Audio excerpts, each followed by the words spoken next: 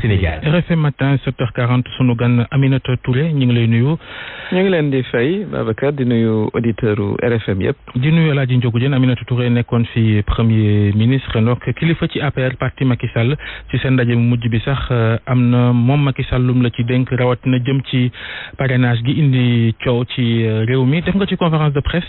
ñeneen def ci conférence de presse wax ngeen waxati waaye mel na ni ñi ci ànd ak yéen bu nu déggee lii xew rawatina sax boo xoolee tey ci suba ci rajo bi ba ci ay imam ñu ne daal ngeen teg yëf yi ci suuf waaye bu ñu déggee Macky Sall démb itam jàpp nañu daal teg ci suuf moom xalaatu leen ko loi parrainage boobu da ngeen di xuus ëllëg assemblée nationale ngir loi ba jàll. waaw xam nga foog nuy waxtaanee mbir yi moo tax ma dellu siwaat fii ci seen micro bi waxtaan moom dafa baax ci réew nit ñi di diisoo di juboo di avancé boo xoolee ci 1991 boobu ci régime président Abdou Diouf la woon opposition bi mujj naa toog ak président Abdou Diouf waxtaan jël ay décisions yoo xam ne moo avancé loo code électoral bi ci lu ñu amee ci la ñu amee mbañ gàcce bi ci la ñu amee identification électeur bi maanaam ngay capp sa loxo ci encre bi pour ñu xam ne wate nga toujours day baax opposition di toog ak majorité ak président de la république di waxtaan loolu le président dëgmaloon ba indi commission de concertation dal di ko donc dénk monsieur Ba moom nga xam ne farul ci benn parti Seydou Nourou Ba nga xam ne bokkul ci benn parti bi mu ko defee li nu waroon a waxtaane mooy nu nuy gënalee ni nuy demee élection am benn parti opposition bu ñëw toog am beneen parti bu ne moom daal lépp luy toog ak président Macky Sall du ko waxtaane mooy ñu sëpp doole sax waaw léegi li nga xam ne mooy changement yi am na solo ñu waxtaan ci ak sunu mbokk yi dañuy dellu ginnaaw tuuti xool ni ñu organiser woon élection législative yi passé juillet bi ñu génn 2017 ñu amoon ci 47 listes yoo xam ne présenté nañu ko sa liste boo amee parti politique rek bu la soutenir nga ñëw dal di présenter sa liste muy 47 maanaam ñeent fukki liste ak juróom-ñaar. waaye xam nañu ñi samp ndënd ci ay élection falum député ñooy ëpp fuuf. waaw ñi nekk candidat ci élection bàyyi ma yegg si rek ba expliquer bu baax ca liste yooyu fanweer ak ñett amuñu ay député donc boo xoolee fukki liste ak ñeent ñoo ci am député ci am na ci ñoo xam ne ñi benn député dañu am bu nu waxee affaire élection présidentielle li tubaab naan gouverner c'est prévoir maanaam da nga war a xool ca kanam yan problème nga mën a am ba li nga xam ne gis nañ ko ci 2017 ci élection législative yi ñu bañ ko am mooy rang yu gudd béréb bi fees dell ak bulletin de vote ba ñu mujj laaj sax 5 jours avant conseil constitutionnel est-ce que nit ki bu duggee ci bureau de vote bi mën naa jël rek 5 bulletins pour dellu si ci élection présidentielle bi mu ngi mel ni lu bees la ci Sénégal mu ngi mel ni lu bees la ci démocratie parce que ñun dañuy faral di roy li ñu naan démocratie occidentale yi nga xam ne dañu avancé. mooy parrainage. boo xoolee mooy parrainage boo xoolee France seen élection bi ñu génn 142 candidats ñoo taxaw ne dañoo bëgg a nekk président ñu leen ne ay la yowén da ngeen di uti ay parrains yoo xam ne ay élus lañu. 500 élus. 500 élus ngay wut ñu mën laa ne jox la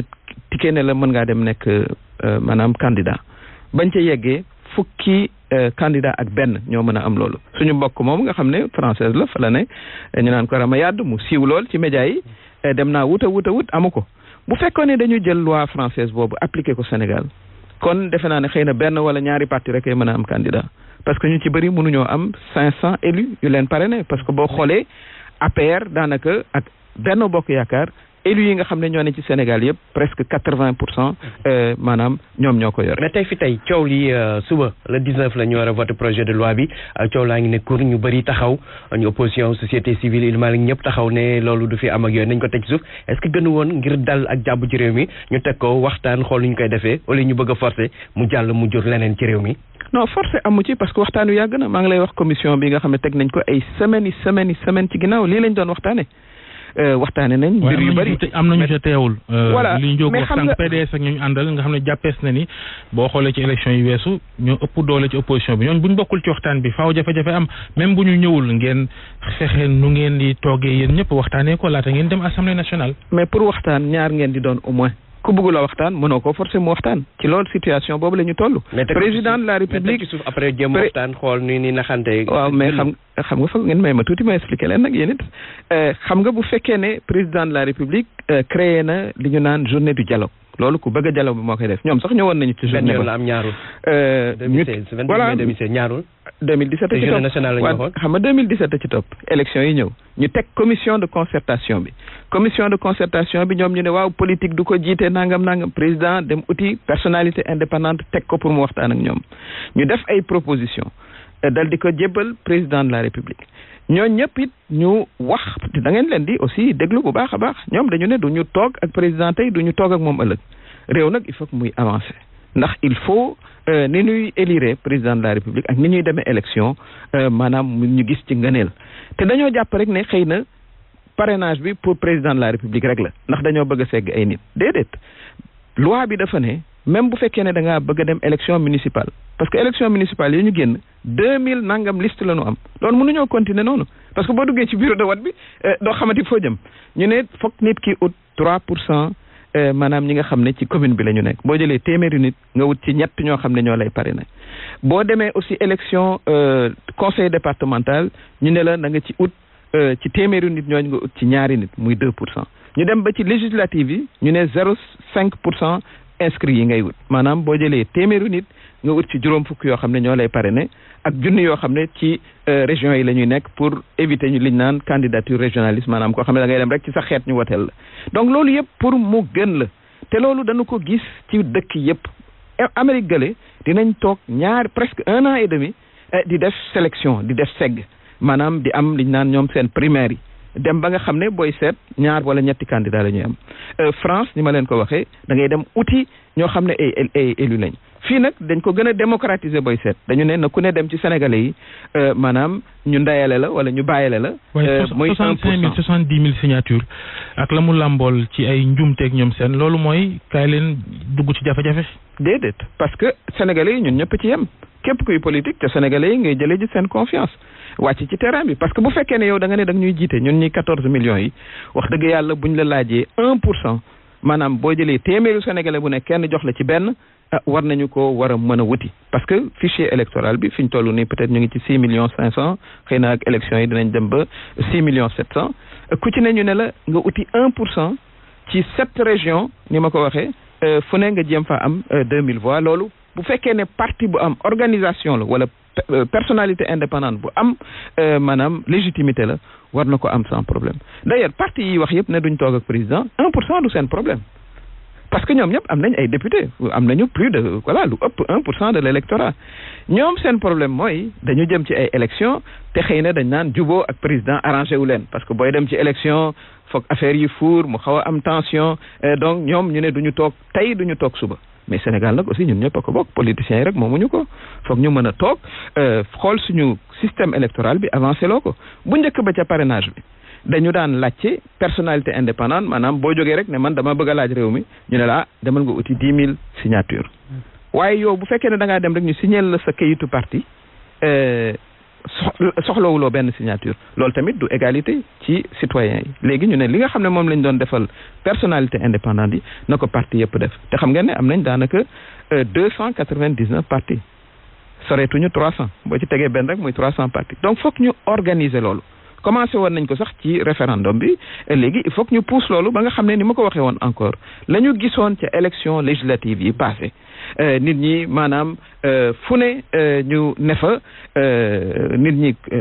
ligne d'attente yi gudd kayit yi bari loolu yëpp foog ñu organiser ko ndax démocratie boo ko organiser wul da ngay am li ñu naan anarchie président de la république caution bi rek 65 millions loolu rek condition la pour teengal affaire yi ñu bëgg ci dolli parrainage looloo tax kenn xamul lu muy nuru ndax gis nañ ni am na ay candidats yoo xam ni fexal nañ leen ci yoon ñoo xam ne boog njort nañu na kon candidat mën nañu tudd Khalifa Sall Karim Wade ngeen bëgg ci teg parrainage caution finalement da ngeen bëgg a dem ca làmb ja bëgg faa dajeek ay mbër yu yooyu. non parce que li ngeen di boole moo bokkul yéen a ngi jaxase justice ak élection il faut que aussi bu ñuy waxtaan ak suñu mbokk yi justice bi am nañu jàpp ni politique gën a caa laxasu moo tax ñu boole ko mais man dama jàpp ne loolu aussi du lu tegginu mu jëm ci magistrat yi dañuy def seen liggéey ki ngeen njëkk a cité boobu ministre de la justice laa woon maanaam ci ay évidence maanaam ay preuve lañ ko daane. ministre de la justice moo yilif procureur mi yóbbu dossier yi tribunal. procureur du moom mooy jugé kii joxe jugement mooy les juges li ñu naan les juges debout ñooñu kenn du leen dictel ñuy def procureur dafa représenter état boo nee état nag ñun ñëpp la représenter tey bu fekkoon ne dañ laa tooñ sa plainte da nga koy yóbbu ci procureur mu dem présenter ko ci juge bi kële indi avocat booy xool procureur bi mooy juge u askan wi. noonu leen ko war a gisee bu ñu jàpp rek ne procureur mooy décider loolu amut fenn le juge mooy décider candidat yooyu ca justice la ñu leen daane bokkul ak lii nga xam ne moom la ñuy wax mooy fexe ba ñu organiser ni ñuy demee élection amul dëkk boo xam ne bi organiser wu ñu élection yi sous une certaine forme de parrainage Mali bii ñuy wax comme système u France bi la ñu jël dañu lay laaj signature des élus encore une fois bu fekkoon ne Sénégal dañ fi indi woon signature des élus xëy na benn parti sax moo koy am gëwuma sax ne parti bi gën a fort opposition am na. kon ni nga yëpp bu ñu ko résumé mooy jarul xalaat président Macky Sall dellu gannaaw ci fii ak suba jarul am yaakaar mu dellu gannaaw wala mën nañu xalaat ne mën nañu ko suspendre ne xaar leen ngir jàmm. non xam nga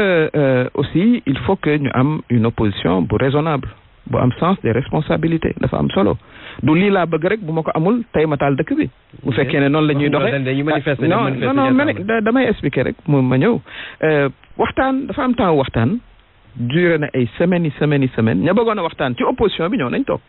loolu aussi nañ koy fàttali suñu mbokk yi bu baax am ñoo xam ne ñu ne ñoom ak lu ñu wax ak lu ñu mënti def duñu toog ak président Macky Sall société civile dem seeti président dem seeti leen jéem a négocier président accueillir société civile ne leen man ci projet bi maanaam je suis ouvert ku bëgg a ñëw ne ma dañoo war a changer xëy na 1% dafa bari na ñëw toog waxtaan ñoom ñu ne waxtaanunu tey waxtaanunu ëllëg dañuy nag avancer parce que nag aussi du opposition rek a fi nekk du parti politique yi rek a fi nekk Sénégalais yi dañu bëgg di dem élection ci conditions yu baax ñu ne kon li nga xam ne moo xew fu ne Amérique moom jàllale naa ko nee naa la 1 an la ñuy def parrainage France ñu lay laaj ay élus Mali gii nekk sunu ginnaaw ñu lay laaj aussi ay parrainage u élus ñu nit aussi foog ñu def jéego yooyu ñu nga ko waxee suñu bos moo mel ni lu xaw a ëpp ndax laaj nit ñi 1% de l'électorat ci wàllu signature mu nar a nekk 65 000 wala 67 000 signature looloo jafe. mais parti boo xam ne bi xam nañ la ci représentativité nga am un député war ngaa mën a am loolu. élection nag du ñëpp mën a bokk aussi bu nu waxantee dëgg rek du ku ne rek moo mën a jóg rek ne dama bëgg a nekk président de la république caution boobu nga wax projet bi daf koy wàññi parce que dañu jàpp ne xaalis warta tere koo xam ne kii am nga jëmm. ñu xool nañ nangoo càmmoñ la loo wàññi caution ba pare indi fi parrainage yokk ko day moo gën a garaaw sax. ci ñu bëgg a nekk candidat. non parce que nag candidat Sénégal nag il faut que quand même ñu xam la il faut nga dem mën a saafonteeg nit ñi am ci yow tuuti confiance lu ko may damay wuti sama xaalis rek suma 20 millions wala sama 30 millions jaay sama kër ñëw dal di taxaw ne dama leen a bëgg a jiite bu yàggee ñu am ay 40-50 candidats à l'élection présidentielle dinañ dem ba dootuñ mën a organiser ay élections. loolu aussi c'est important ñu expliquer ko suñu mbokk yi ñi ci àndul bëgg nañoo dem taxawaalu wala boog toogaanu buntu assemblée nationale na amoon ca 23 juin 2011 dafa mel ni da ngeen sol dàll yi aaye toogaanu ko foofa loolu tam mën su ko nangu Aminata Touré. waaw xam nga taxawaalu moom sax day. toogaanu damaa jóg na ma opposition bi baal toogaanu kon nag toogaanu lay doon non xam nga manifestation dafa droit la boo xam ne dañ ko def ci constitution te boo xoolee statistiques yi nga xam ne parce que man su may ñëw di waxtaan ak yéen damay gëstu aussi xool boo xoolee demande yi nga xam ne déposé nañ ko ne dañoo bëgg a manifester li ci gën a bëri dañ koy autoriser mais mënoo bàyyi rek manifestation saa yoo bëggee nit ki bëgg a manifester wala organisation bëgg a manifester ñu ne la kaay manifester loolu amul fenn aussi doo dem di manifester buntu Élysée ca France doo dem di manifester buntu Maison Blanche ca États-Unis wala Bundestag ca Allemagne. kon nag ñun aussi Maison Blanche day am manifester buntu Palais Bourbon ak Bundestag bi ngay wax ni ñu réew yooyu ñoom amuñu problème yooyu. kay dafa am liñ naan distance sécuritaire dëkk naa États-Unis quand même. dafa am distance sécuritaire mënoo ñëw ca buntu ca grille jàppatu da ngay mayoon yéen ca jamonoy Laye Wade ca 23 juin 2011 ngeen taxaw buntu assemblée nationale yéen waa APR ñi nekkoon ci opposition jamono jooju lu tax du ngeen ko may ñi waaw xam nga loolu décision ministère de l'intérieur la en fonction de ni mu jàngatee sécurité ak risques yi nga xam ne moo war a mën a am parce que nag aussi moo waxaat ko Sénégal c'est pas seulement dëkku politicien am na ñoo xam ne politique ñu dañuy xëy di liggéey am ñoo xam ne dañuy xëy di faju bëgg a jëm hôpital principal wala bëgg a jëm Dantec ñooñu it war nañ leen bàyyi ñu mën a dem ndax ci am na ci ñoo xam ne xëy na seen yaram laaj na ñu gis médecin. 2011 ñooñu tamit waroon faju ji waroon dem hôpital. non manifeste ngeen. oui mais kooku aussi il faut ñu xool ci ban contexte la mais li ci ëpp solo mooy ñu fexe rek ba kuy manifester nga jàpp ne war nga koo def ci anam yi nga xam ne moom la loi bi wax war ngaa bàyyi xel ne am na ñoo xam ne aussi war nañ doxi seen i yitte war ngaa bàyyi xel ni aussi waroo yàq wala yàqule loolu it am na solo loolu rek mooy les conditions de manifestation. bu ko defee xëñ fitna de Aminata Touré bu fekkee da ngeen nar a ay yëf yi fitna moom baaxul ci réew fitna moom luñ ko mën a moytoo rek. ana kon bàyyi leen rek ñu wane seen ñàkk ànd ci li ngeen bëgg a jàllale ca Assemblée nationale. oui mais ñu def ko aussi ci ordre ak discipline dafa am solo parce que aussi foog suñu démocratie yegg ci niveau boobu kii manifester bañ a voilà tere aussi kii liggéey dara bañ a yàqu ku manifester ba pare ñibbi liggéey ba aussi ba ñu war a def assemblée nationale député yi discuter ko voilà jàpp naa ne loi bi dina war a mën a jàll. ñu ngi doon wax gannaaw waxtu wi jeex na daanaka ñu ngi doon waxi candidat yi ngeen xam ne yéen a leen kar ngeen ni yoon a dogal loola ku ci mel ni Khalifa Sall Karim Wade ñi tuddal Karim Wade sax moom officiellement candidat PDS la Khalifa Sall dégguñ ko ci waaye njortees na ni bëggoon naa bokk ci élection yi te bëgg na cee bokk Karim Wade dem na bindu ji ca Qatar gam ne ca commission ba bañ fa sanc bindu ci liste wote yi ay borom yi xam-xam dégg nañ leen ne warul woon sax bindu en tant que ancien ministre de la justice jàpp nga ni am na sañ-sañ naam daan gi ko tribunal teg am na sañ-sañu bindu ci liste wote yi ba yóotu kilifteefu réew mi. waaw kooku moom vraiment du li nga xam ne moom soxal au premier plan benn électeur ngeen di wax fi ñu toll waxtaan bi nga xam ne moom la ñu dëgmal. acteur la comme yow comme ni ñu la woowee fii wax ak yow. moom itam am na acteur la nekk candidat parti opposition bi gën a mag. waaw mais na dem bindu ji après ñi nga xam ne ñoo war a saytu liste yi xool ndax loolu antu naam déet kooku vraiment def naa ne ci man luñ naan détail la. waxtaan wi nga xam ne moo ñu indi tey dafa soxal Sénégalais yëpp parce que dafa doon loo xam ne day modifier ni nga xam ne la ñuy dem tànne suñu conseillers municipaux yi suñu députés yi ak suñu président de la République defe naa ne ci niveau boobu la ñu war a toll léegi acteurs yi ku ci nekk li nga xam ne moom nga war a def nga bëgg a inscrire ak yooyu nga dem defi ko kooku aw ma ci benn problème mais nañu jàpp rek ne lii nga xam ne moom la ñuy def ni nu ko daan defee ca njëlbeen 91 92 opposition toog ak régime président Abdoulaye Wade ak régime président Abdou Diouf ak ni nga xam ne noonu la opposition daan aussi discuter ak président Abdoulaye Wade discussion sax bariwul ca woon ndax gis nañ ñu ne xëy na boobu discussion bi bariwul ñu continuer discussion boobu parce que loolu aussi dafa laaj responsabilité de l'opposition mën ngaa bañ a discussion sawaruñ ci mooy amuñu confiance parce que dañuy ñëw wax ñu ne leen waaw mais après Macky Sall lu ko neex lay def du jëfe li nga xam te ne moom lañ juboo ba nga xam te ne dañ naan daal pertant la jarul ñuy dem est-ce que loolu tamit waxtaan ak nit ne ko nañ def lii ba pare defuñu ko amul sens tam mais xam nga ne loolu mënuñ cee teg loxo ne lii la ñu waxoon def war nañ ko def te defuñu ko xam nga opposition yàlla daf ko nattoo muy opposé loolay nattoom mooy bu président waxee waaw ñoom la ñu war a wax mooy déet loolu mooy définition opposition ñu war a jëm ci 10 mois ba 9 mois ci élection ñoom dañu jàpp ne jubóog président Macky Sall da leen a arrangé wul waaye ci li ñuy jubóo du intérêt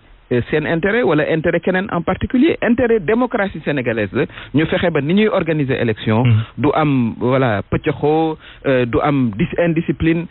candidat yi nga xam ne ñoo ñëw ne ñun dañoo war a nekk président fekk ñu segg leen tami leen ñu dem ci sénégalais yi am fa 1% maanaam ci électorat bi ñu ne ñii gàtt sénégalais yi xam nañ leen mën nañ leen a wóolu ñu dem élection kon lii ñuy changé ci code électoral bi ñun ñëpp ko bokk defuñ ko pour tey dañ koy def aussi pour ëllëg te noonu la amee France noonu la amee États-Unis noonu la amee Mali gi kon ñu nit nañu nangu ne war nañoo mën a avancer